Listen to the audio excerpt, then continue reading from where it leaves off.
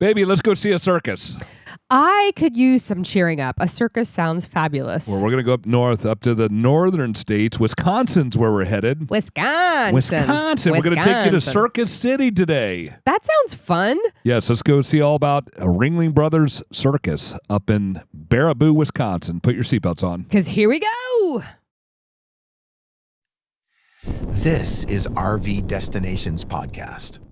Hello, everybody. Welcome out to the RV Destinations Podcast. We are here in Ringling, Texas. We're just north of Fort Worth, visiting son and our newest addition to the family, granddaughter, grandbaby. And so, anyway, we're glad we're inside the RV right now because it is nasty outside. It's raining so grody and 40, and it doesn't help because I am under the weather. I've been fighting. I'm not even fighting. It won for the past week. And I'm just like, bleh. So it's rainy and I'm more bleh. I literally have, right. That's how I feel, Randy. And Randy has not done a great job taking care of me at all. No, she has been, that was tongue in cheek, the whole baby crying, but she has felt pretty bad and I feel bad for her. So she's going to muster through. I am going to muster through. I'm trooping. But today we're going to be talking about a really fun place. So we'd like to, again, thank all our YouTube viewers that are watching us here and then our podcast platform. And as we say pretty much in all shows, be sure to, if you're very interested in going to Baraboo, Wisconsin, definitely, if you're listening to the audio podcast, get over there and check out the YouTube video because we're going to have a lot of interactive videos and pictures and different things to give you kind of a feel for the area. So that's right. Anyway, why don't we bring our guest on before we start getting too much into this? Go ahead and bring her in. You know her, you love her. It's Carrie Hanrahan. Hi, Carrie. How are you doing? Hey guys, I'm great. Thank you so much for having me back again. Oh, we love having you on here. You're one of my favorites because you're so good at this. Yeah. Carrie does a really good job tying in history to a lot of these places, and her and I are both history buffs. We've talked about this off air, but she I was going to say entangles. That's probably not the right word.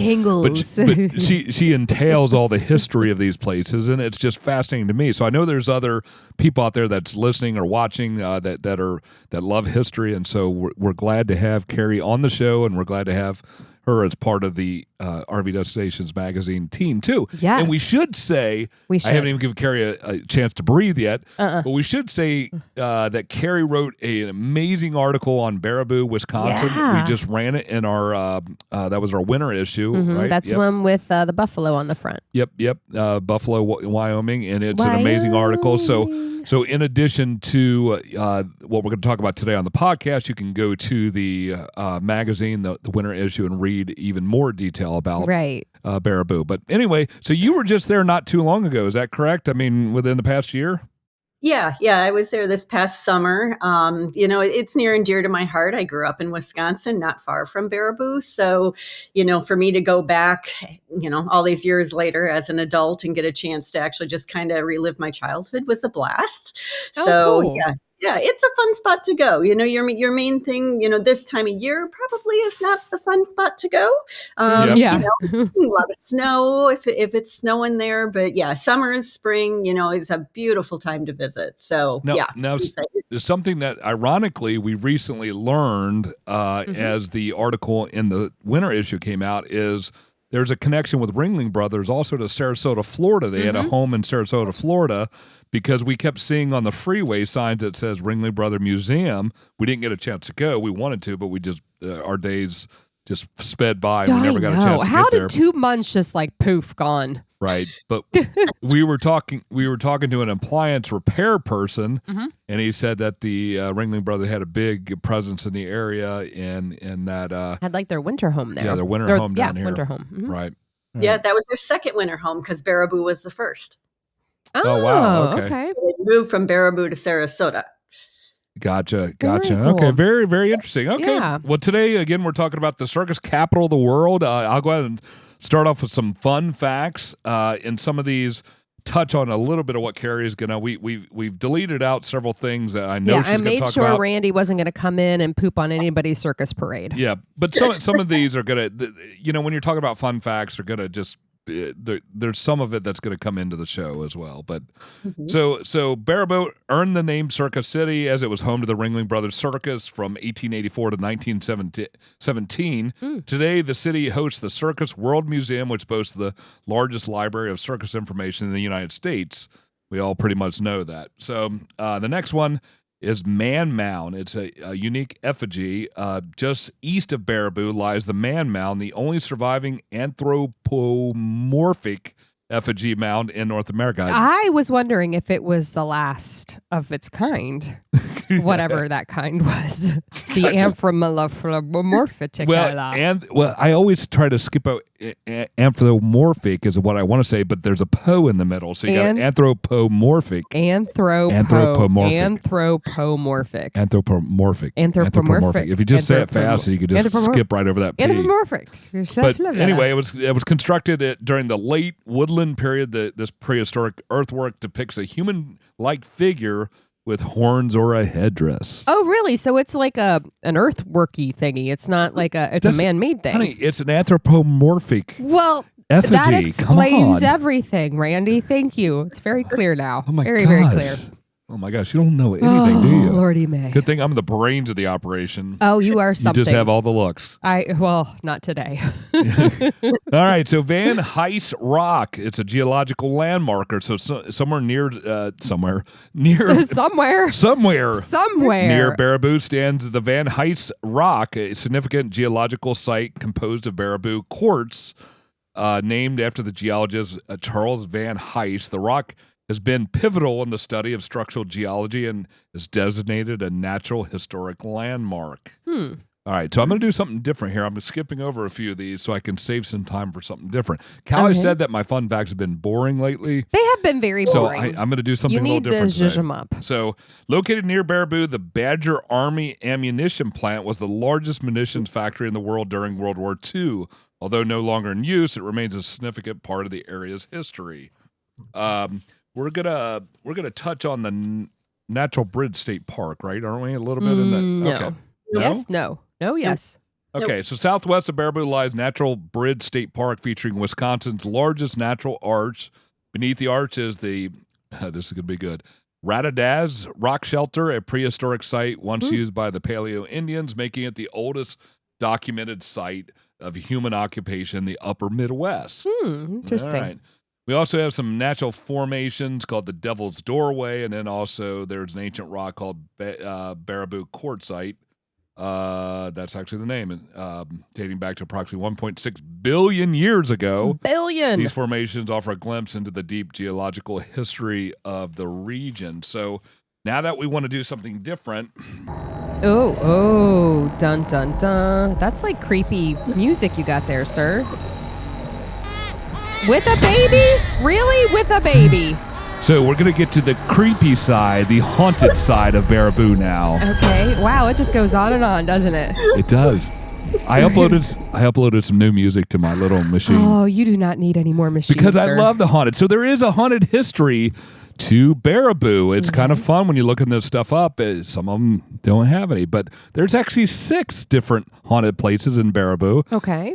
Maybe Carrie knows this, but I still feel like we need the background as I'm doing this. No, we're good. No? We can just go ahead and shut that off. That sounds so cool, though. To you. Right. So first of all, the Old Baraboo Inn is one of the most haunted places in Wisconsin. Oh. Established in 1864, this former tavern, brothel, and speakeasy has countless reports of ghostly activity. The most famous spirit, Mary, has been dancing near the jukebox for years. She's not tired? Apparently not. Apparently she has endless energy. Guests and staffs report objects moving on their own, eerie whispers, and shadowy apparitions. Shadowy apparitions. Go, Mary, go. Now, also something that we're going to talk about a little bit later is the Devil's Lake State Park, with its haunted ghost on the lake. Oh, another haunted body of water. Yeah, so it's home of the ghost of the lake. So visitors have reported a ghostly figure wandering along the lake's seashore, disappearing into the mist. Strange lights flickering in the woods, and unexplained cries. Oh, you got the baby cry. I was going to do it. I was going to. Unexplained cries of babies coming from somewhere in the night. Some say Native American spirits still roam the park, watching over the land. I tried to find the Twilight Zone. I couldn't find it. It's probably copywritten. Well, I'm sure it is. But copywritten can't be if you stolen. use it in a parody, though, you're able to use it. So this is definitely a parody. It's a parody.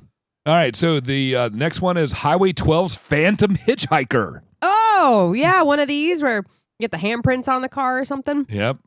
Now, Carrie, you lived here. So if you've seen any of these, definitely speak up and tell us your story. As she giggles. Any? well, in her defense, she never went out at night, she told us. So that's probably why, because this is such a haunted place. Right. Who knew? A mysterious man in jeans and an old army jacket has been spotted walking along Highway 12. Drivers claim that after passing him, he reappears further down the road or vanishes completely. Well, if you drive past somebody, you will get to a point where they vanish completely. Stop being so literal. I'm just saying. All right. So our Ringling Mansion, haunted by the Ringling family? Question mark. The Grand Mansion, once home to Al Ringling, is said to be haunted by its former residents. Guests have experienced phantom footsteps, disembodied voices, and flickering lights. The mansion offers haunted tours where visitors can experience the phenomena firsthand. You know that the house was built in the early 1900s, so I can see, shoddy electricity causing flickering lights, and it is under renovation. Stop ruining our fun. Oh, sorry. Am I pooping on your parade? Oh, my gosh. You ruined the fun. Carrie, so you were shaking your head there. You knew they offered ghost tours there at the mansion? Yeah. That'd be fun. That'd be fun. I enjoy that stuff. I want to believe there's ghosts. Just like I want to believe in Sasquatch. Yeah, I know, honey. I know. All right, so the Circus World Museum has ghostly performers and phantom footsteps. Whoa. Located on the original winter quarters of the Ringling Brothers Circus, established in 1884, this museum is rife, I say rife, with paranormal activity.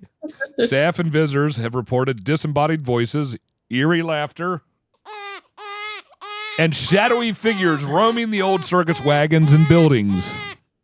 Some believe the former circus performers and workers still haunt the grounds, repeating their acts even in their death. Oh, that would could you imagine, you have a job while you're alive and then you die and you're stuck doing the same job over and over and over. I think that's called hell. All right. So the last one could be the spookiest of them all. Okay, I'm ready. Oh, that's it. That was it. You're it was so scary. Spookiest of them all. Baraboo's phantom elephant. A phantom elephant. Phantom elephant. Ghostly trumpeting in the night.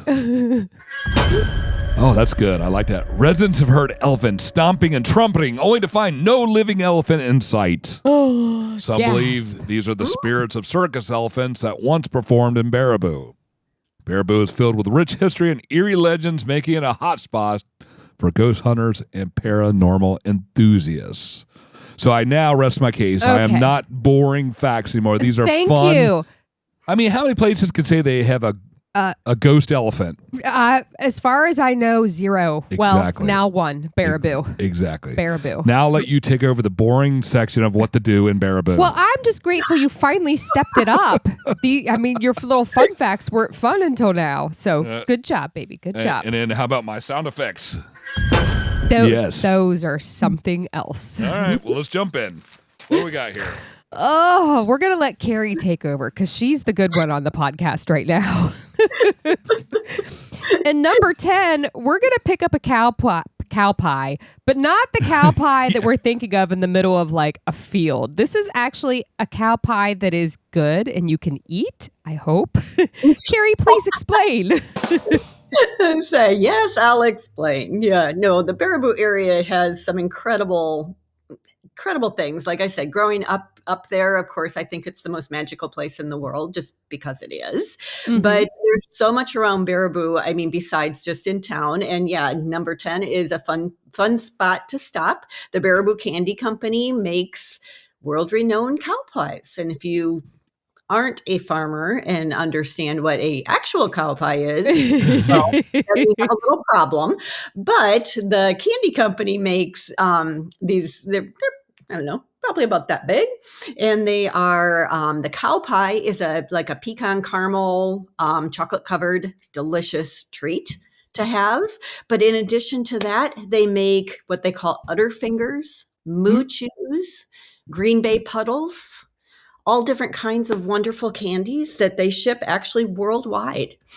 So you can stop in. It's just a little small place. It's of all things, it's in a red barn. That's their building. And they have just a small room that, that they make their candies in. But they're a worldwide known candy company, and they ship. You can stop in there and watch them making the candies and then pick up anything you desire. I even picked up a little cow hat while I was there, Cute. So you just have to get all your little like Wisconsin stuff out of the way. And, a cow pie and a cow hat. Come on. Right, exactly. So the cow pie is the little marshmallowy thing in between the two things that's covered in chocolate, right? That's a cow pie. No, that's a moon pie. It's a moon pie. So what's a cow pie? So a cow pie is like pecans, chocolate, and caramel. Yeah. Okay, I don't think I've ever had a cow pie. Kind of like a turtle, Okay. I've had a turtle before. These are just a lot bigger. Okay. Yeah. Okay. All right. A lot bigger than that. So they're delicious, and they're located literally, a 5-minute drive outside of town. So, it's worth your stop. And it's actually, we are in the realm of the area of, have you heard of Wisconsin Dells? Yeah. Oh, yeah. Yep. Uh-huh. I've been there. Baraboo is literally 15 minutes from Wisconsin Dells. Oh, okay. The Baraboo Candy Company lies in between the two. So, Gotcha. it's a fun stop, either going to the Dells or to Baraboo. Very cool. Very cool. So number 9, I'm super curious about this one. The Aldo Leopold Foundation. Mm-hmm. So tell us about this, because I'm reading your description on it and I'm like, all right, I just need Carrie to explain this one. So what exactly is this? Is it it's a place, it's a location to visit? Yeah, it is. So the Aldo Leopold Foundation lies probably about a 15-minute drive outside of town.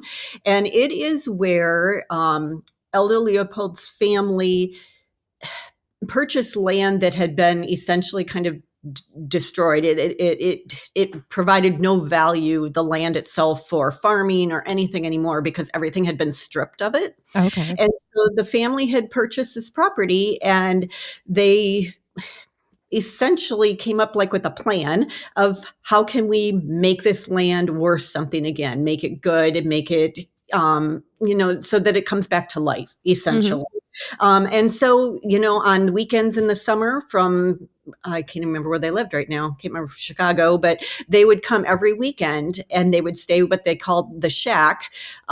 He and his family, I think he had 4 or 5 siblings, Aldo Leopold, and they would come and stay there at the shack, and which had actually been the chicken coop, and they had made it just into something like they could literally kind of like camp in on the weekends.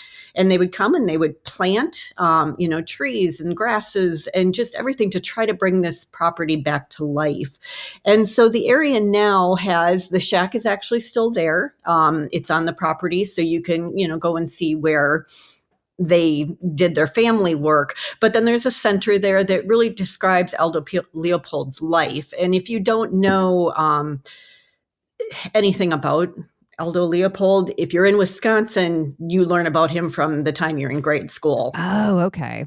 And so he was, it was a forester, a land conservationist, and just really, that was his life. It was to create these worlds where, people could interact with land, and it was harmony.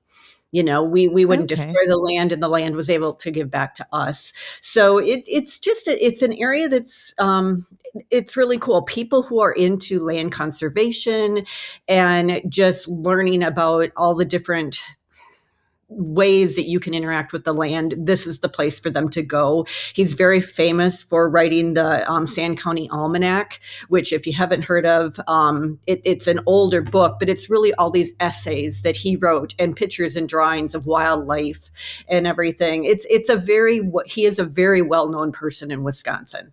Yeah, I pulled him up as you were talking about the foundation because I'd never heard of him before, and you pretty much nailed it. Aldo Leopold from 1887 to 1948 was an influential American ecologist, conservationist, and writer, widely regarded as one of the most important figures in the history of environmental science and modern conservation. He is perhaps best known for his work in developing the concept of land ethics, which emphasizes moral responsibility of humans have to respect and care for the land, including its ecosystems and wildlife. So, yeah, big name. So, very, very, very interesting because I'd never heard of him before. Yeah, me either. That's very interesting. Yeah, it's like I said, if you are a nature buff or somebody who's really into conservation, this is definitely a place to go to because truthfully, he is really like a grandfather of that movement. That's very cool. Very interesting. Yeah, cool. All right. Well, number 8 sounds really fascinating. And this is learn about the world's cranes. And it's not like the mechanical crane. This is the bird crane. Because my brain first went to like mechanical crane. And then I'm reading your description and I'm like, there's 15 species of cranes? And then I went, why would they use species? Oh, right. And then, I did the same thing. I'm embarrassing. It's embarrassing to admit that I did the same thing. Okay, good. I'm glad you did. I thought maybe it was I'm just thinking my like sick a brain. crane museum. And then I said 15 species. I'm like, oh, they're talking about the bird. They're talking about the bird. So so tell us about this place.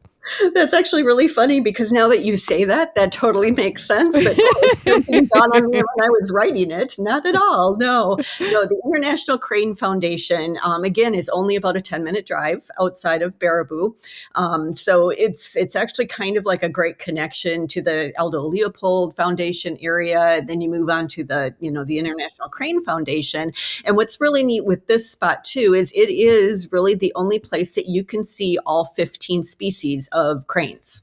Wow, that's really cool. Yeah, and they work worldwide with other organizations and everything for, just education, mainly of knowing everything, about what's going on because cranes, there's actually, I think it said on the site, something like 10 out of the 15 are getting close to extinction. Oh, wow. Yeah. So, I mean, it really is a big deal, if you're into aquatic waterfowl and that kind of thing. But just the place itself they've set it up really neat. You can go in and there's in their visitor center, there's a video that you watch that you get to learn about, everything that they're involved with trying to educate more about the cranes.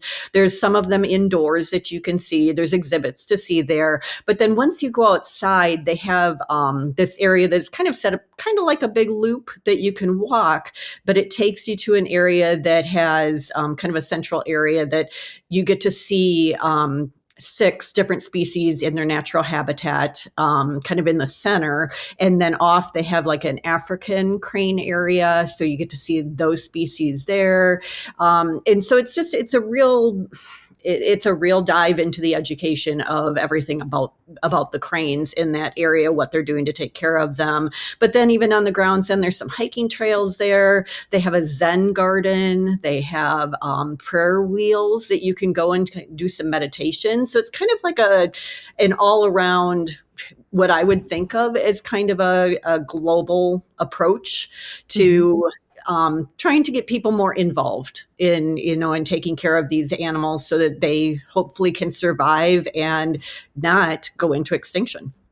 Yeah, that's really cool. And I don't know why it's so fascinating to me that there's only 15 species, in the entire world, that there's only 15 different species of cranes, which I thought was really interesting. Yeah, it seems like there should be a lot more. I know. Right, exactly. Yeah. But this is a very, very popular place in Wisconsin for people to go to that are into birding and into, aquatic wildlife. That is very cool. I do like cranes. I like seeing them, and they're they're just such an incredible, majestic bird. So that's very fascinating that it's right there. Yeah. All right. So number 7 is explore the clown life. And what better place to do that than at the International Clown Hall of Fame? And that's just fun to say and think that there is a clown hall of fame. You know? No, exactly. No, right in downtown Baraboo. And when you go to Baraboo, to me, it's one of the most quaint towns that there is. It has a beautiful square, so you have your like courthouse building kind of in the middle. And then all around is just a beautiful square with shops and all these different, places that you can check out. And on the corner of one of those shop areas is the Clown Hall of Fame. And this one actually for me has a personal meaning. It actually started in what town called Delavan, Wisconsin.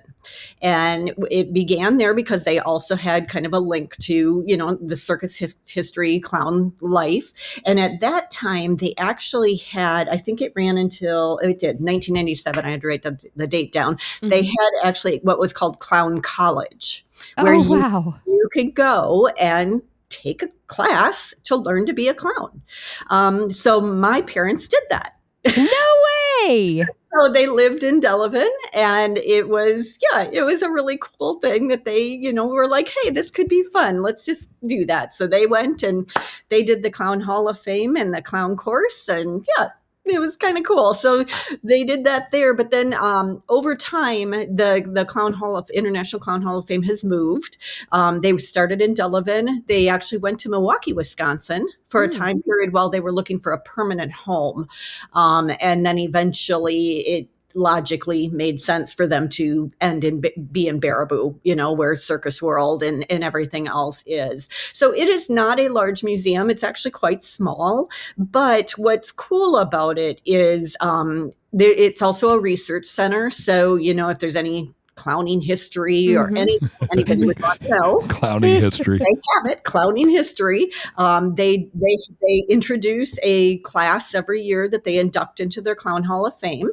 So it's really, even though it sounds kind of like a joke, I mean, I hate to say that, but you're thinking of Clown Hall of Fame. It's actually very serious. I mean, the people who are part of this, we have Bozo the Clown and, Red Skelton and, all these clowns that we've heard of our whole life. They are, memorialized in this museum. There's wonderful displays.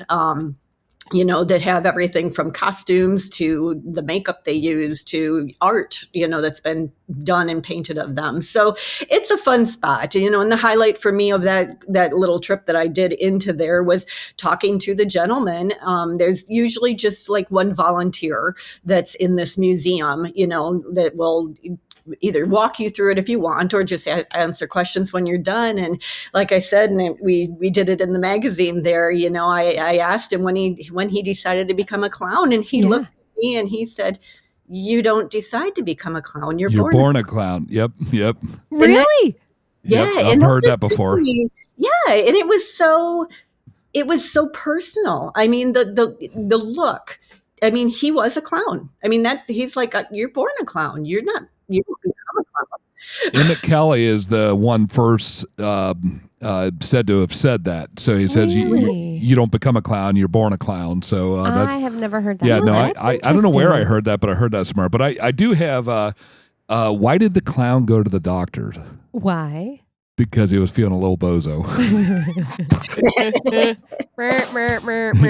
All right. Yeah. I thought that was good. I love it. So yes, even though it's a small museum, take the time to pop in there. I think it's like a $10 fee or something to pop in. So it's not, it's not cheap, but it's not awful. And it really is a neat experience because you get to learn an awful lot about an industry you may know nothing of. Yeah. I would think that Baraboo is not a really big town, so are all these pretty close together? The mansion, the museum, the clown museum, and all the so they're all walking distance, even?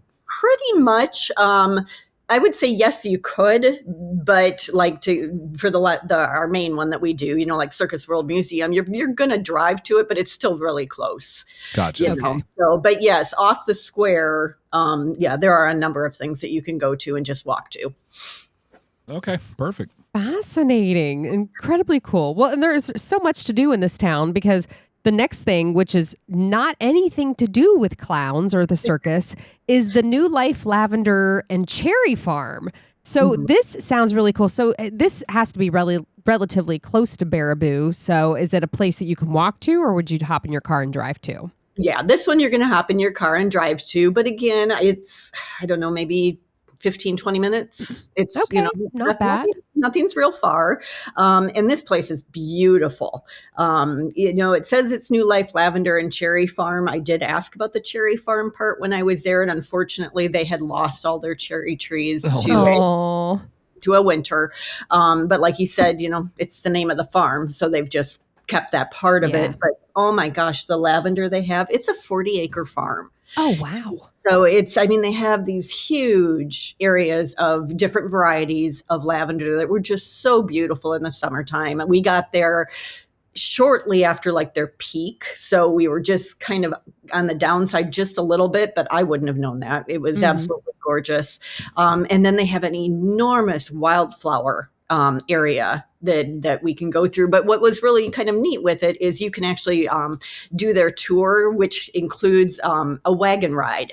And so it takes you through the whole property. You ride through the lavender fields and then up to the wildflower garden area. And then it does one stop where they had, I think there were some goats and maybe some donkeys that you could feed and stuff. So just, kind of a fun little day thing. But the area itself, you can walk all the grounds too. So it was really pretty. They have a really nice little shop in there with, of course, everything lavender that you could buy.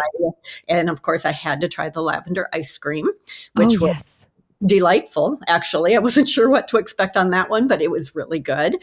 So, and they have lots of little areas, just to sit, and enjoy the spot. And of course, you can buy lavender cuttings if you want also. So it's just a really different spot to go. I don't know why, but I don't really think of lavender in Wisconsin. Right. But right.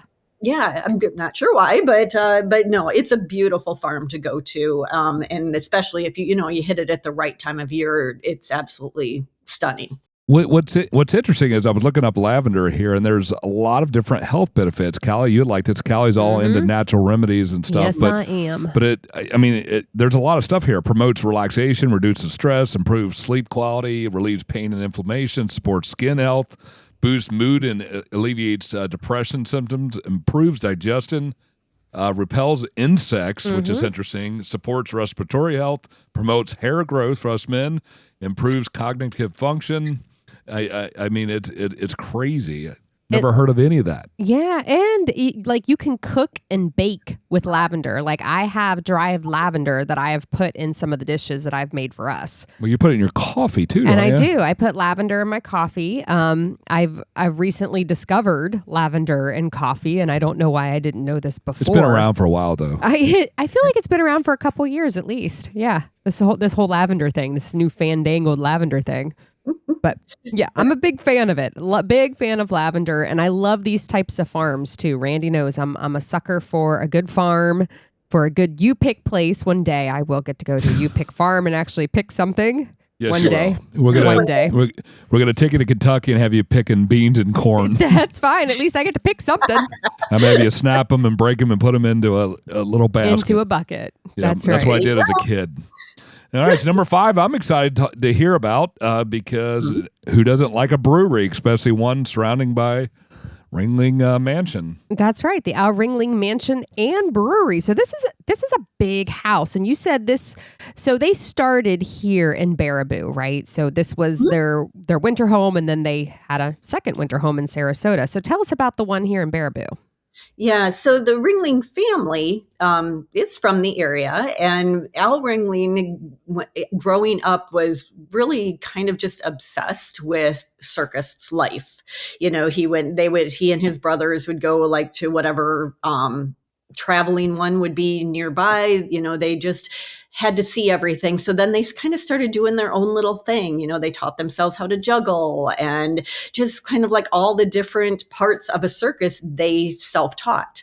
And so eventually they, with their sisters, put on their own circus show. And it kind of started organically, that way, that it was just something as children they liked to do and thought it was cool. And it kind of like just blew up from there.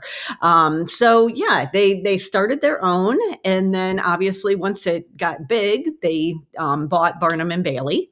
And so then it became the greatest show on earth. And obviously at that point, you have probably started making a lot of money. Yes. Right.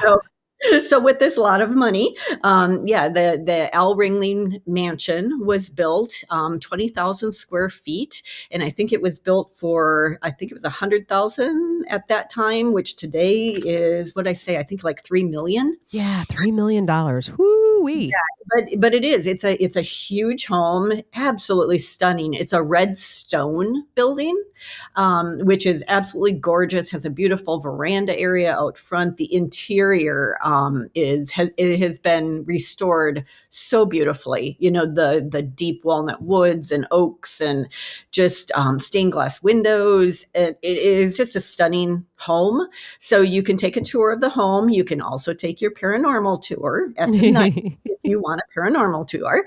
But they've also now, it's one of those buildings that, over time, unfortunately, kind of falls by the wayside and then has to be brought back to life. So the gentleman who has been bringing it back to life obviously also needs an income to keep doing that. And so they actually now rent out, I don't think it's like Airbnb, but you can stay there. Oh, cool.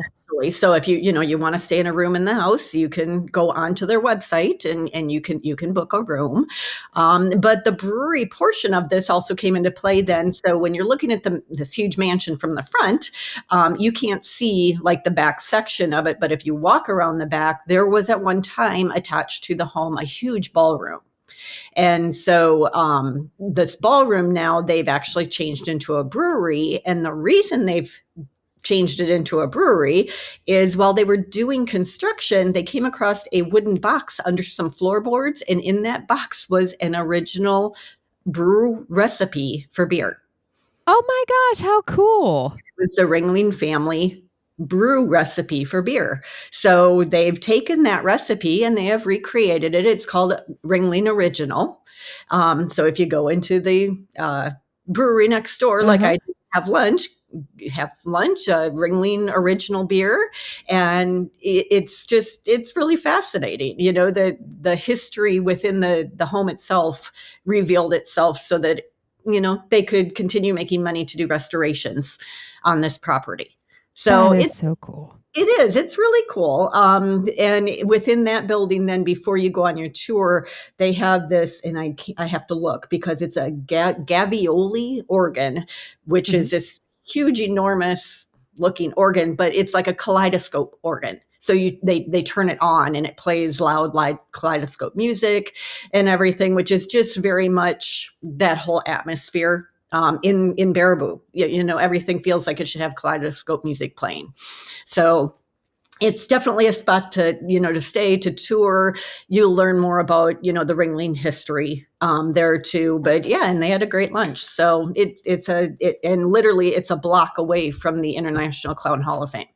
Oh, that's so cool. And ladies, I saw out there too that if you haven't gotten married yet, you can have your wedding venue at the mansion. Why not? That'd be super fun. That'd be such a clownish wedding. Stop clowning around, babe. Yeah, where's that button? Oh, yes, I'll take the applause. Yes. There it is. All right. So once you've had your fill of all your clowning around in town, head out of town a little bit. Did you like that segue? That was a good segue. Oh, segue. Hey, wait. Oh, wait. Wait a minute. We're going to talk about lions and tigers, right? Yeah, but not bears, oh my. Well, no. That's fine. But why did the circus lion eat the tightrope walker? I don't know. Because he wanted a well-balanced meal. Oh, God. Oh, jeez. Yeah! Yay, good job. I'm here all day, folks. Good job. He is. Literally. He is. 4 podcasts today. 4 podcasts. I'm here all day. And we're only in podcast number 2. Can't wait till number 4. I'm gonna start drinking after this one. I don't need to drink with Carrie. She understands I know. my humor. I'll just take more cold medicine. It's kind of like drinking. True. Okay, right. so number 4, we are going to help a lion or a tiger. So this is outside of town, and this is the Wisconsin Big Cat Rescue and Education Center, and they've got a pretty interesting mix of an animal out there. So tell us what they have out there. They do. This is a wonderful spot to me. And again, like I said, having been a Wisconsinite most of my life, I actually had partaken in what happened that caused them to start this place. Really? Yeah, so when they began, this family, they started off like a lot of others. Now, the Wisconsin Dells area is a very huge tourist spot. If you have not been to Wisconsin or not heard of it, it's a huge tourist place.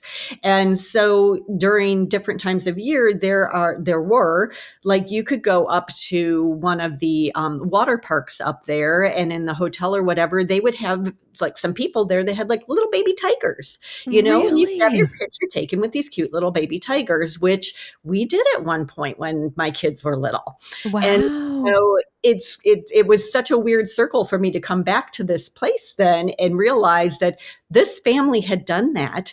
And they realized shortly after, like literally only 2 or 3 months after starting their business of doing photos with little cubs, how awful and stressful it was for these animals. And so they literally flipped a coin, and they decided they were going to rescue tigers, lions, whoever they could, and give them a loving life and not put them in undue stress and everything. So they started the Big Cat Rescue because of their experience with essentially exploiting animals. And they wanted to, really create this spot. So it's a wonderful place to go. It's not enormous, but I think at one point they had like 25 different animals. I think that's like the max that they can hold. They are run off of donations and their admission only. They are not funded by the state or anyone else. But it's a beautiful little location, about 15 minutes again outside of Baraboo. But they started it. I think and what they do is they take in either animals that were pets, that people can no longer control because now they're a grown-up pet, or circuses, or like they said, zoos, that they say the animals just really aren't pretty enough anymore for people to see. So they'll take them in. So it's really interesting. And when you go, it's, I don't remember how much it was, to be honest, maybe $15 to go through. And you can do either a self-guided tour where you walk. It's kind of just like a loop. And you can walk and you can see the animals if they're, exposed in their area. Some of them don't always come out, to play, but you can do that, or you can go in the morning and actually book a tour when they're doing a feeding. Or you can go in the evening when the animals are starting to wind down, and they actually kind of like introduce you to the animals, not in, but through the pages, and just get to know about them, where they came from, all that kind of stuff. So it's really neat. But they have some interesting animals. Like you said, they have lions, tigers, lynx, African servals, which are a real little thing I had never heard of. And then they have a liliger. What the heck is a liliger? Yeah. And I have to look at it every time to make sure I get it right. So it's a cross between a male lion and a female liger, which a liger is a cross between a lion and a tiger. Oh, wow. So it's like a lion tiger. Yeah, it's the most, and it was a beautiful animal. I have a picture of it. Wish I had it right now to hold up and show you. But it is a beautiful animal. But no, so it's one I had never heard of before in my life. Actually, I don't think I even thought about there being a liger. Right. A lion and a tiger. So it so that was really kind of cool, just to see a creature I had never heard of before. But it's a real quaint little place. I do think they have on their property now 2 Airbnbs. So you, as they said, you stay there the night and hear the animals roar. So it's just cool. Kind of a neat little destination that, somebody's trying to do some extra good in the world for some of the animals. Right. And I love that that's how it started. They started like, oh, look at these cool little, lions and tigers, let's make some money off their pictures, and then go, oh gosh, this is not good. This is really not great for these animals, and we're not doing a good thing. Let's make this into a good thing. So I love that they turned it all around and now are, helping these animals and rescue them versus, like you said, exploiting them. Yeah, exactly. And obviously they're very passionate about what they do. So that they're really trying to make a difference in the world. I think they did say that Wisconsin is one of only 5 states that do not have laws saying like how you can have a lion, tiger kind of animal as a pet. Wow. So so they're really, they're trying to do what they can to create some laws and things to help protect these animals more. Yeah. So I think it's well worth a stop, especially if you like the wildlife, just to see a lot of different animals and then to learn their stories. Absolutely. Yeah. Fun little fact from me, which I always forget this. Growing up, my older brother had a friend that they had a lion. And I can remember going over to their house just like one time, and I needed to go to the bathroom, and I kind of forgot, I forgot that they had the lion, and they were purposely not telling me. And he's like, oh yeah, you just go in through the breezeway, hang a right or whatever, and walk into this breezeway, and here's this gigantic lion just laying there.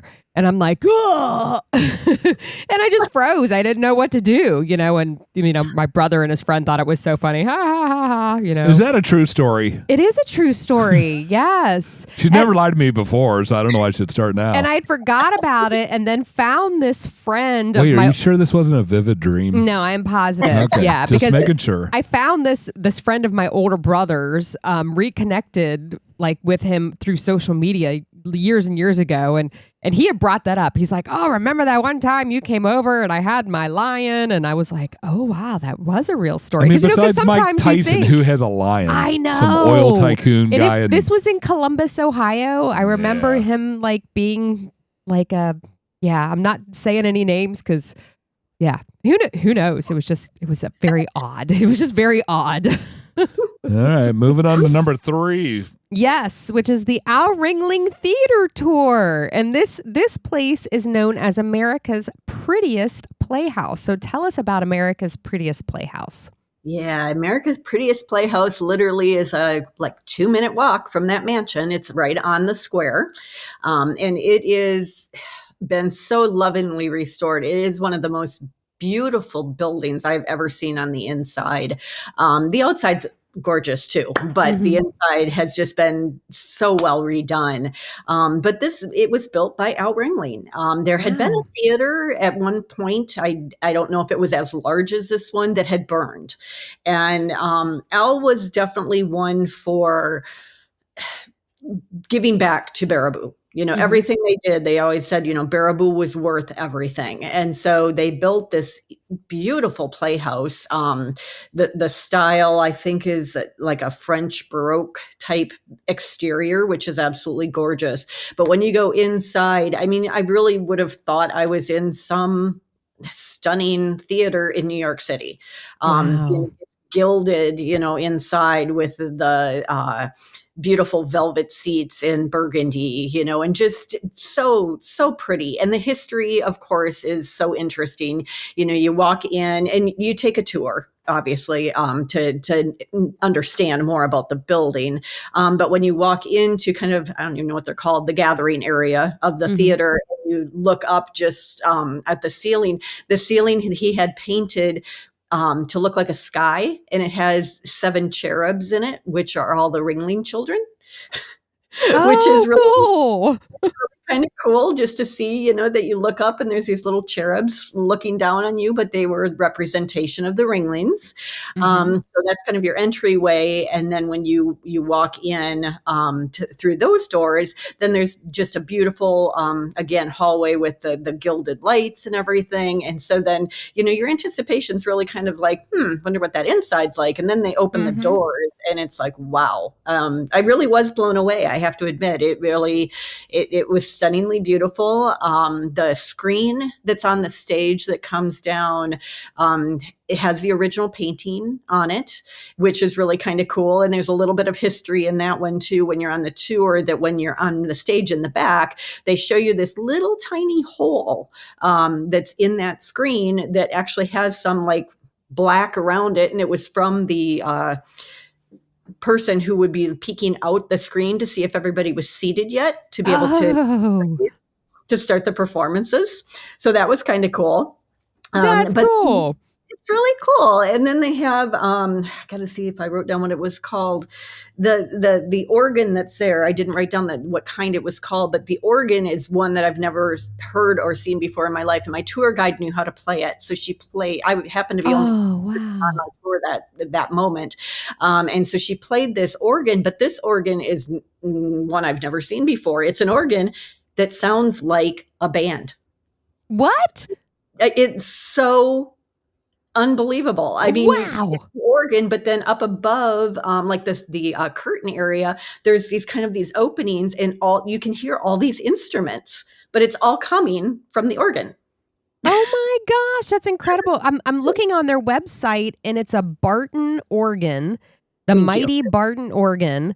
And it's interesting because it's not what I would kind of consider like an organ. I'm used to seeing like the pipes coming out of the top, and it does not have that. But lots and lots of rows of keys and pedals and buttons. Yeah, and she knew every one of them. I was amazed. Wow, it's incredible. Yeah, so it's a again, history for me. If you love historical buildings, any of that kind of era, go into this spot. It's absolutely gorgeous. And I had written down that he had said he was building this because nothing is too good for Baraboo. Oh, that is so cool. Yeah. So, they had a huge impact on this town, obviously. There's just so much history there, which of course the town has taken advantage of, in the sense of there's history everywhere, every corner you turn there. So it's worth exploring. It's a small town. It's only 13,000 people. It's not, it's not big. And it's only an hour north of Madison, Wisconsin, the state capital. So it's worth your drive to see, a lot of history, and it's really cool. My kids loved it when they were little.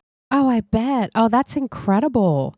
That's incredible. And there's, this ties into number 2, because there's, you can do stuff there with and about the circus, but then there's plenty of things to do outside of that also, like number 2, which is Devil's Lake State Park. So that's nearby. So it's, you can, like what you did and what I'm sure others do, you can make a day out of it or an entire trip out of the area, because there's just so much to see and do. So tell us about the Devil's Lake State Park and what they're known for. Yeah. And you're right. This area it's called the Driftless area in Wisconsin. And it is an area that the glaciers didn't flatten. So it is stunningly beautiful throughout this whole area, from the Wisconsin Dells area all the way down through Baraboo.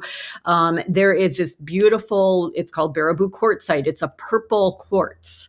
And that is what you will find all throughout Devil's Lake State Park. And like I said, I had spent time here younger, climbing and hiking. There's tons of rock climbing to do here, tons of hiking to do here. There's a beautiful lake to do, all kinds of canoeing, kayaking, swimming.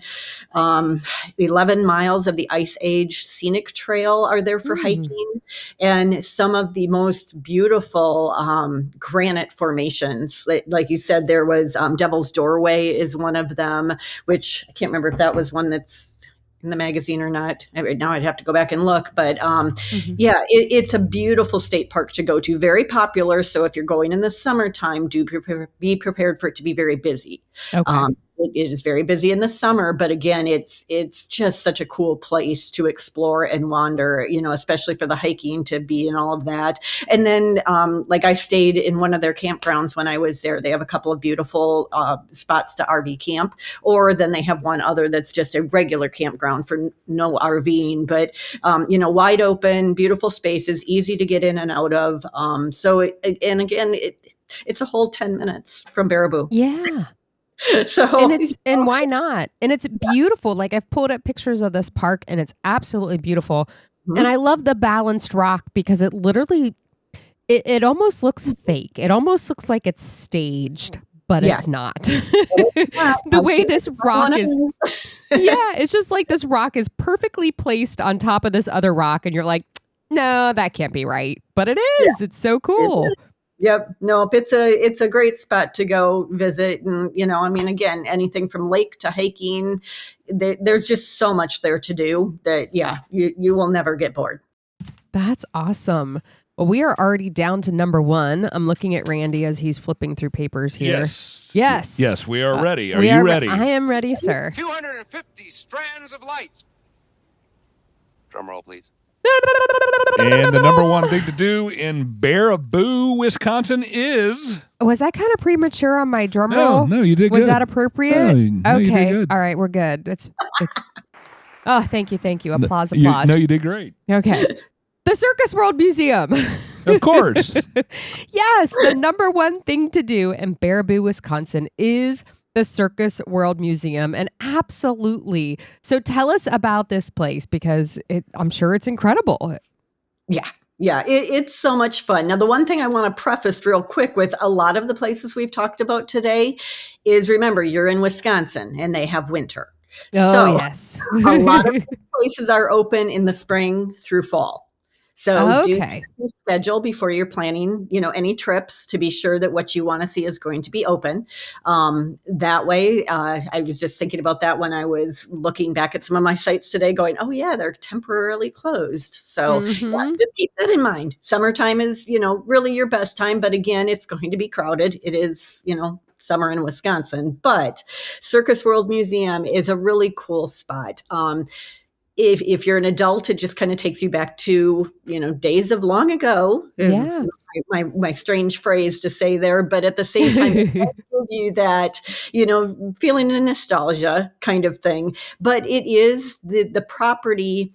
It's interesting because there's property there's the Baraboo River. And so there's property on one side that was where the original winter home of Circus World or the Ringling Brothers Barlin and Bailey Circus was their winter home. And they had 10, trying to remember how many buildings all told. There were 30 permanent structures. I think there's 10 remaining buildings, wow. but that's where they would bring the animals back to, to winter and work on wagons and anything that needed work or just storage for the winter. This is where they brought everything back to. So the Wisconsin Historical Society owns Circus World, and so it has been expanded on. So they, of course, keep that historical aspect of everything, but you can actually go through those buildings because they're National Historic Landmark buildings because of obviously their history. So you get to kind of see those. They explain, there's like exhibits in them that explain like, this one was for the giraffes. This one was for elephants. Oh, neat. That kind of thing. And then you walk a bridge over the river. And it takes you to everything else.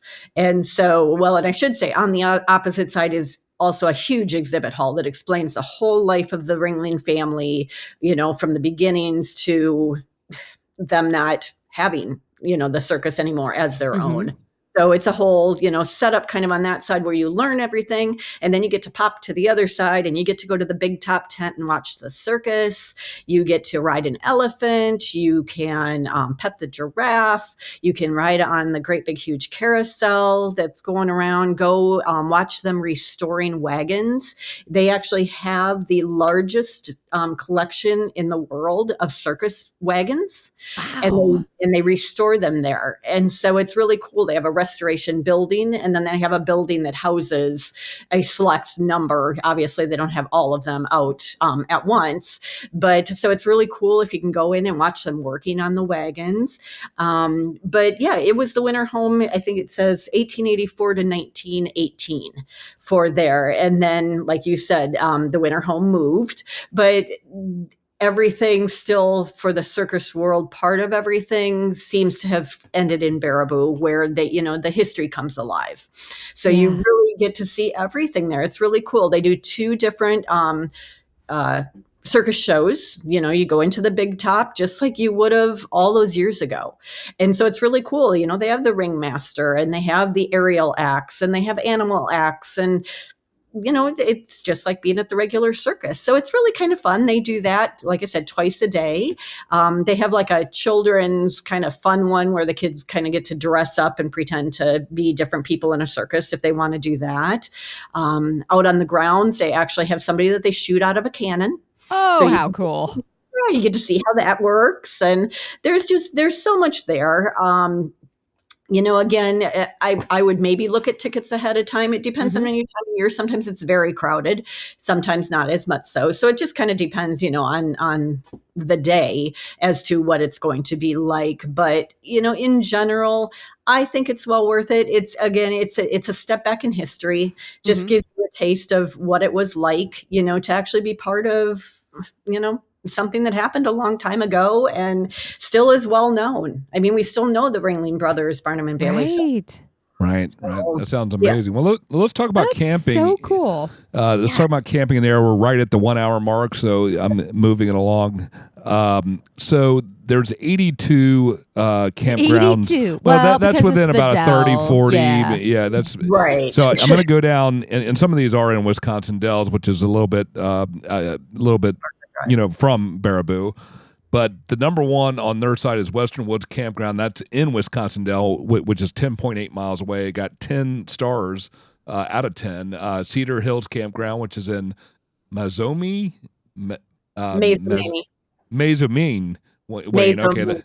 Okay. That now that you say that, that looks like the way it would be pronounced. Yeah. Which is 16 miles away, and then way out 32 miles away in New Lisbon, Kennedy Park, Juneau County. There's a county park there, and then Black Hawk Lake recreational area. Again, if you can't get in one, go to the next one. There's a lot of them in the area. Let me sort these by closest. Yeah, I mean, there's quite a few right there. If you can't find a spot to stay somewhere between Wisconsin Dells and Baraboo, you're not looking. Yeah, exactly. There are so many places to stay. It's mind-boggling.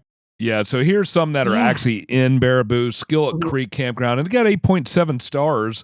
That's in Baraboo. Then, of course, Devil Lake State Park actually has a campground that you could stay at, 8.6 stars.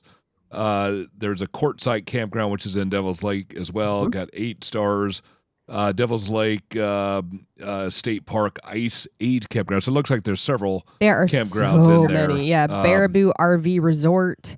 Fox Hill RV Park and Campground. So a lot of options. There's no real reason to go any further. Yeah, like Carrie said, if you can't find a place, it's probably because you have your eyes closed while you're looking at the map. Exactly. All right. Well, Carrie, you're one of our gifted writers and gifted photographers. You've got a couple things going on. Why don't you tell a little bit about how people can find out more about you and your photography and everything else you've got going on?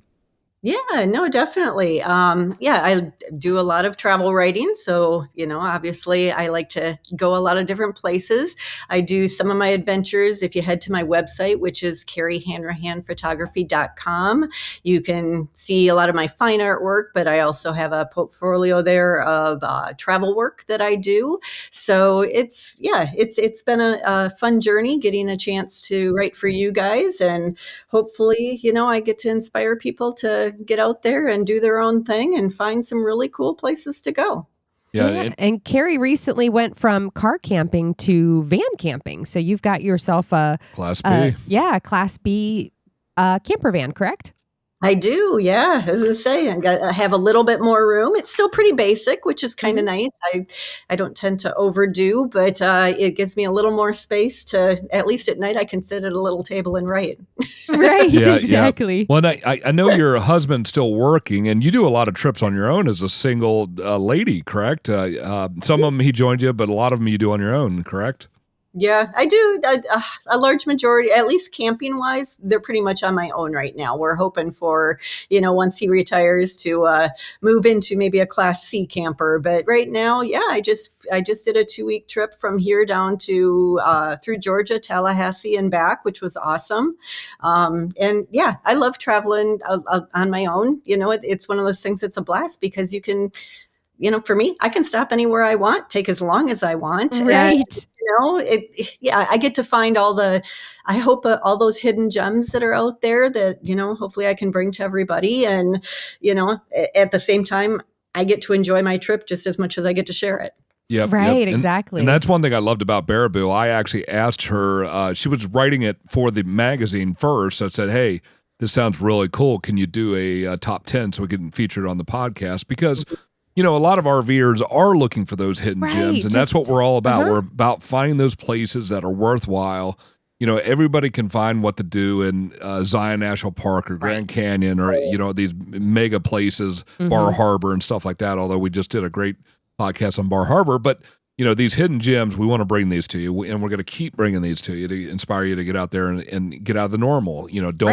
Don't just go to national parks. Yeah, you want to see those, but also find some other cool places. Go to Baraboo, Wisconsin. Right. See about the circus and everything. But, thank you so much for being on the show. We appreciate it very much. We appreciate all you do for the magazine and the podcast. And, baby, you want to take us out? I sure do. So thank you so much, Carrie, for joining us today. We really appreciate you and all that you do for us here.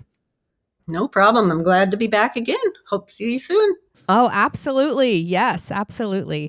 And we want to thank all of you out there for joining in today, whether you are joining in on the audio podcast, wherever you listen to your podcast, or on the YouTube channel now. And be sure to rate, review, and subscribe to our podcast, and hit the subscribe button if you're on YouTube right now, so that you are always up to date on our newest content that we are putting out. And we are constantly working at getting new content out for you. We have a lot of great free, free RV travel resources on our website at www.rvdestinationsmagazine.com. So be sure to get out there, check out our website. And if you haven't yet subscribed to our magazine, now's a great time to do it. Because if you use the code podcast20, podcast20 at checkout, you're going to save 20% off any of our subscriptions. So be sure to get out there. Check us out. And we want to thank you again for joining us. And have fun out there on the road, everybody. Safe travels. Safe travels, y'all.